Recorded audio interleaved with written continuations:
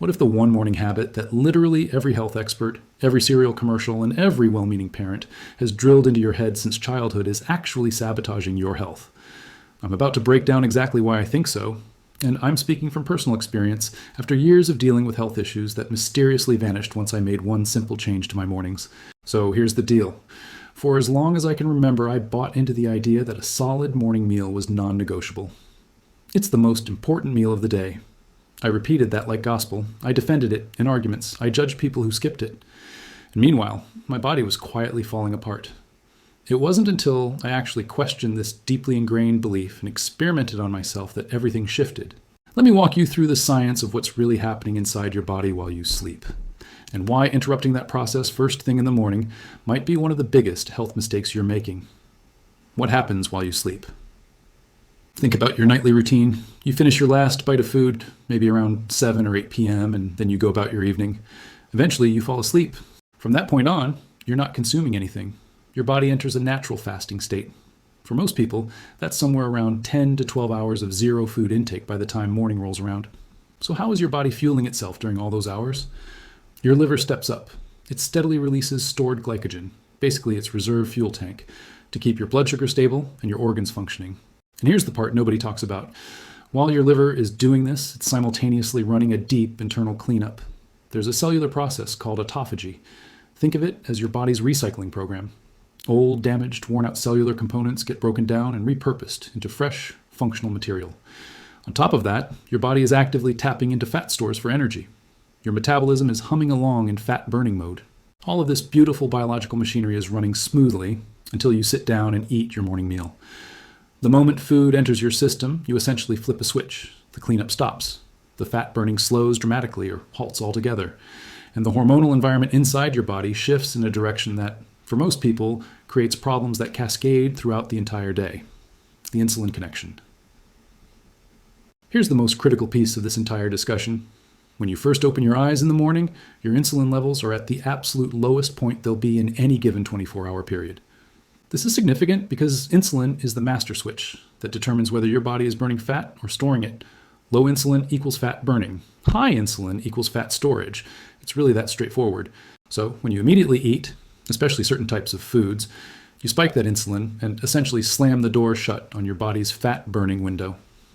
Ranking morning meals from bad to catastrophic. Now, not all morning meals are created equal.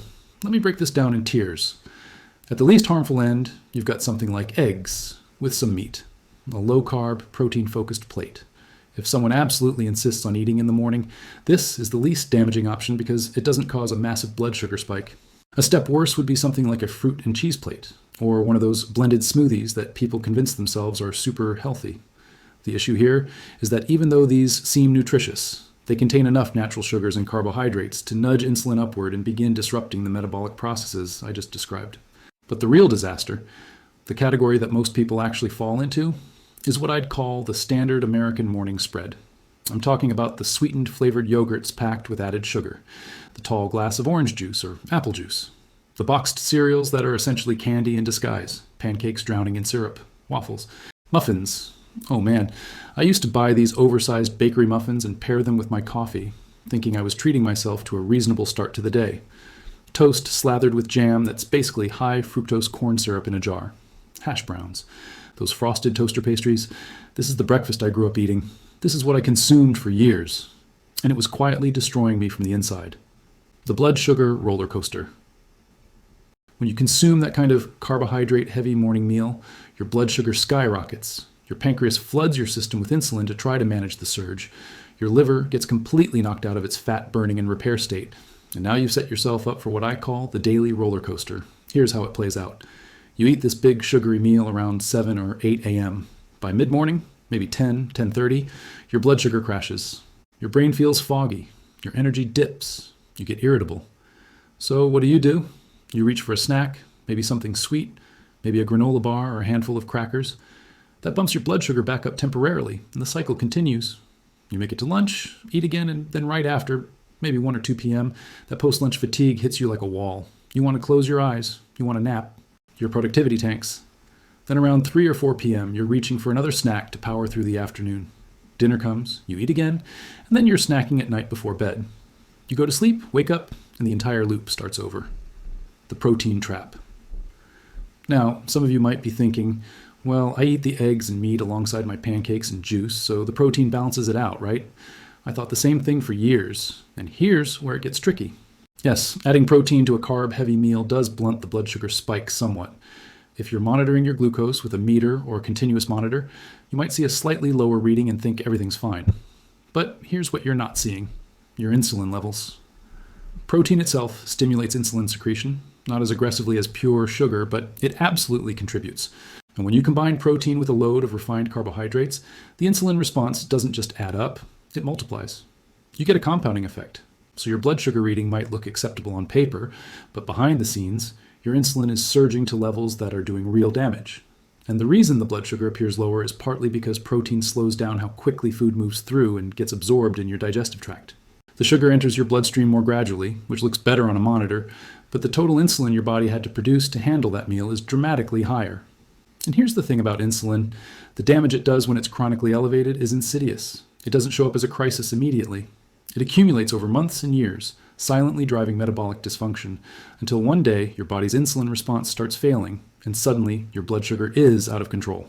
That's when people get their diabetes diagnosis. But the damage started long, long before that moment. What high insulin actually does to your body. Let me paint the full picture of what chronically elevated insulin, driven by these daily breakfast habits, does to your system over time. First, and most obviously, fat burning gets shut down completely. If your insulin is elevated, your body is physiologically incapable of accessing stored fat for fuel. You are locked in fat storage mode. This is why so many people exercise religiously, eat what they think is a balanced diet, and still can't lose weight. Their insulin never drops low enough for their body to actually tap into fat reserves. Second, your liver starts accumulating fat. This is how non-alcoholic fatty liver disease develops, one of the most common and underdiagnosed conditions in the modern world. Your liver literally gets clogged with fat because insulin keeps directing energy into storage rather than burning. Third, you start retaining water and sodium. Ever notice puffiness in your face, hands, or ankles? Press into the skin on your lower leg or foot. If it leaves an indentation that slowly fills back in, that's called pitting edema. And elevated insulin is a common driver. Fourth, and this is almost cruel, high insulin makes you hungrier. It directly stimulates appetite centers in your brain. So the very hormone that's preventing you from burning fat is simultaneously making you want to eat more. It's a metabolic trap. Fifth, systemic inflammation increases. Your joints ache more. Your skin might flare up. Recovery from exercise takes longer. General soreness and stiffness creep in. Sixth, visceral fat, the dangerous kind that wraps around your internal organs and your abdominal cavity, starts accumulating. This isn't just cosmetically undesirable, it's metabolically active tissue that pumps out inflammatory signals and increases your risk for serious disease. Seventh, your body starts retaining excess iron, which further fuels inflammation in the liver and throughout the body. Eighth, ketosis becomes impossible. Your body stays locked into glucose dependency, meaning you need a constant supply of dietary sugar and carbohydrates just to function. You become a slave to your next meal. Ninth, as inflammation persists in the liver, scar tissue begins forming, a process called fibrosis. Over time, this can progress to serious liver damage. And 10th, this one surprises a lot of people. Chronically high insulin increases androgen production. In women, this manifests as polycystic ovarian syndrome, or PCOS, which affects hormonal balance, menstrual cycles, fertility, and more. In men, it drives up DHT levels, which is directly linked to hair thinning, hair loss, and prostate enlargement. These aren't cosmetic inconveniences, they're hormonal disruptions with real consequences. The nighttime effect. There's another downstream effect that most people never connect to their morning eating habits. As insulin resistance develops from this daily pattern, something happens at night. You start waking up to urinate. Frequently, 2 times, 3 times, 5 times. I've spoken to people who get up 8, 10, even 15 times in a single night to use the bathroom. Imagine what that does to your sleep quality. Imagine how you feel the next morning after being woken up repeatedly all night. You're exhausted. Your cognitive function is impaired. Your mood is shot. And what do? You reach for a big breakfast to fuel up and start the day right. And the cycle deepens. Cortisol and stress. One more layer to this. All those refined carbohydrates and the blood sugar volatility they create also elevate cortisol, your primary stress hormone. So on top of everything else, your nervous system gets pushed toward a sympathetic fight or flight state. You feel more anxious, more on edge, less calm, less focused. You might not connect your baseline stress levels to what you ate at 7 a.m., but the biochemistry is clear. So what should you do instead? After everything I've laid out, what do I actually recommend for the morning? Here's my honest answer: nothing. Don't eat. Let your body continue doing what it was already doing beautifully while you slept: burning fat, recycling damaged cells, keeping insulin low, running its repair and maintenance programs. The strategy that transformed my health, and I mean genuinely transformed it in ways I didn't think were possible after years of struggling, was shifting to 2 meals per day with 0 snacking in between, combined with significantly reducing my carbohydrate intake. When you do this, something remarkable happens.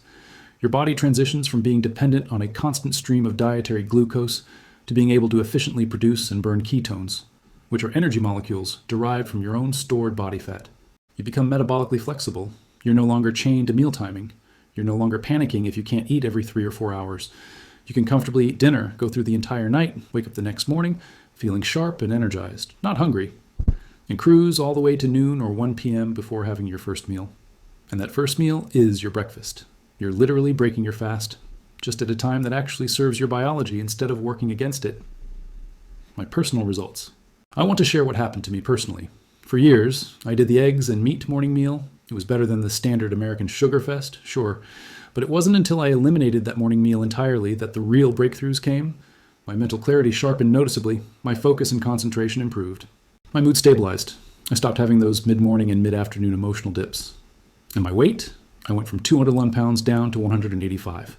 I hover around 190 now, and maintaining is effortless. No calorie counting, no obsessive meal prep, no willpower battles, just alignment with how my body actually works. How to transition, practical steps. Now, I'm not suggesting you go from eating a full American spread every morning to 0 food overnight. That's a recipe for frustration and failure. Here's how I'd approach it if I were starting from scratch. Step 1, eliminate the refined carbohydrates from your morning. Get rid of the juice, the cereal, the pastries, the toast, the sweetened yogurt, all of it. If you're going to eat in the morning during this transition phase, stick to protein and healthy fats. Eggs, avocado, quality meats. This alone will dramatically reduce your insulin response and start retraining your metabolism. Step 2. Once you've adapted to a low-carb morning meal for a week or two, start pushing the timing. Instead of eating at 7 a.m., wait until 9, then 10, then 10:30. Each morning, check in with yourself honestly. Am I actually hungry right now, or am I just eating because it's time to eat? Most people are shocked to discover that genuine hunger doesn't hit nearly as early as they assumed, especially once the carbohydrate dependency is broken. Step 3, keep gradually extending that window until your first meal naturally lands around noon or 1 p.m. At that point, you're eating 2 meals a day, lunch and dinner, with no snacks. Your body is spending the majority of every 24-hour cycle in a fasted, fat-burning, repair-oriented state. The benefits you'll experience. When you commit to this approach, here's what I believe you can expect based on my own experience and the experiences of countless others. Your liver will start shedding its excess fat, often within just a few weeks. Inflammation markers will drop. If fibrosis has begun, it can start reversing. You'll stop feeling hungry between meals because your body is efficiently fueling itself from its own reserves. Abdominal fat, that stubborn belly fat that never seemed to respond to exercise, will start disappearing. Your energy will stabilize, your sleep will improve, your mental performance will sharpen. Out of every single change I've made to my lifestyle and daily habits over the years, eliminating that morning meal has been, without question, the most impactful. Nothing else comes close. If this information resonated with you, I'd love to hear about your own experience in the comments. Have you tried skipping your morning meal? What happened? Are you considering it after watching this? Let me know. And if you're wondering what exactly I eat during those 2 daily meals to keep my energy, performance, and health optimized, I've put together a detailed breakdown. I'll link it right here on screen. Go check that out next, because what you eat when you do eat matters just as much as when you eat. Thanks for watching. I'll see you in the next one.